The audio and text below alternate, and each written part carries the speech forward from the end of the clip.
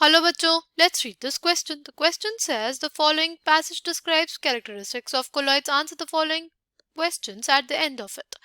Lyophilic colloidal salts are much more stable than lyophobic colloidal salts. This is due to extensive solvation of lyophilic colloidal salts, which forms a protective layer outside it and thus prevents it from forming associated colloids. Lyophilic colloidal salts also protect lyophobic colloidal salts from precipitation by the action of electrolytes. This is due to the formation of protective layer by lyophilic salts or outside lyophobic salts.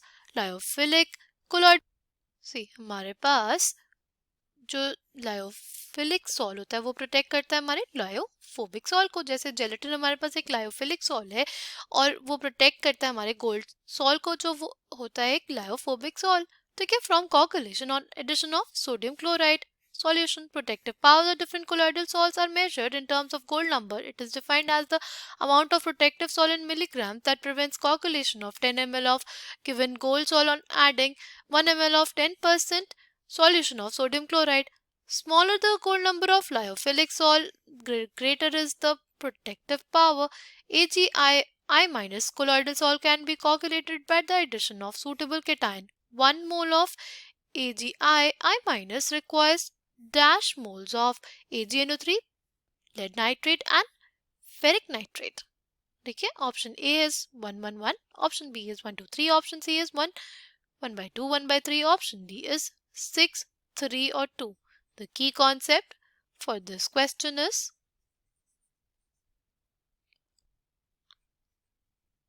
coagulation. ठीक है, coagulation क्या होता है?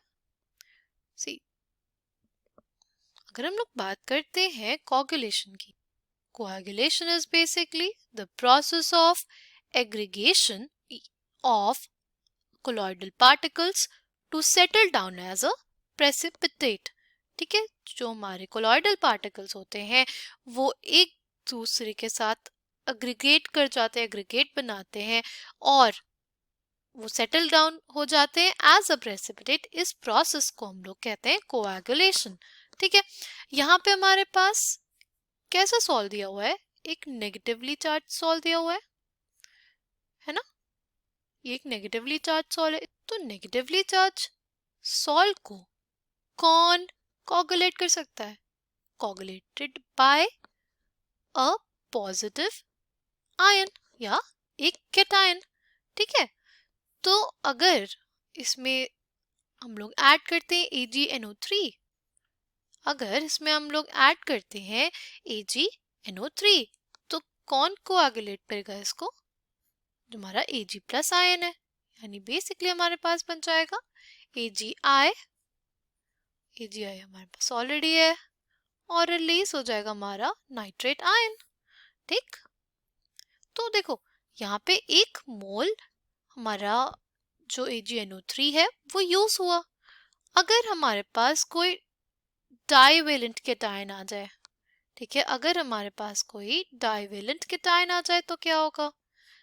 जैसे हमारे पास यहाँ पे lead nitrate दिया हुआ है ना, लेड नाइट्रेट पे -1 चार्ज है और जो हमारे पास Pb होगा उस पे +2 चार्ज होगा. बट आयोडाइड आयन है, आयोडाइड आयन के लिए एक नेगेटिव चार्ज के लिए हमें एक पॉजिटिव चार्ज चाहिए होता है.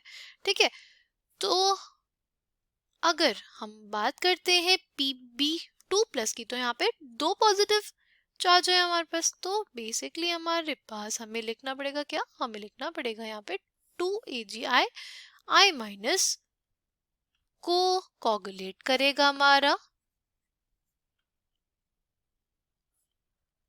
लेड नाइट्रेट और हमें मिलेगा PbI2 और 2 नाइट्रेट आयंस हमारे पास रिलीज हो जाएंगे.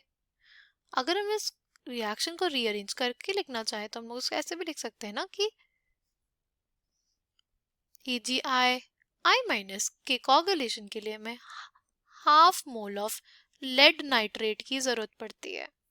ठीक है, हमें half mole of lead nitrate की जरूरत होती है.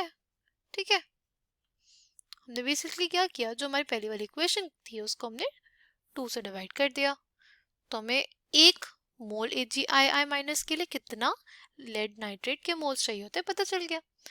अच्छा, अगर हमारे पास ट्राईवेलेंट कैटायन आ जाए तो क्या होगा?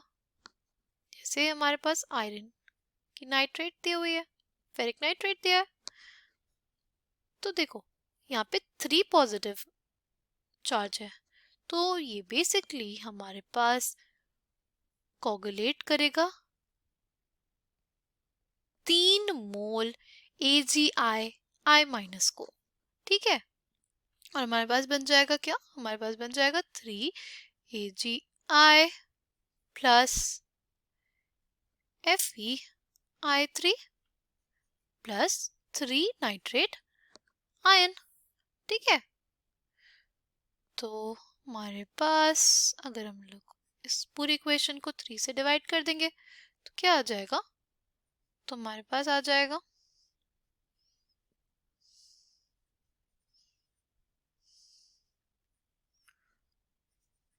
कुछ ऐसा।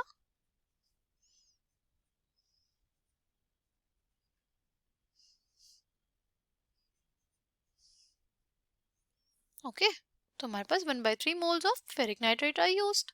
Coming back to the question, question का करेक्ट आंसर क्या हो जाएगा हमारे पास? इस क्वेश्चन का करेक्ट आंसर हमारे पास हो जाएगा option C. I hope you understood it well. Thank you and all the best.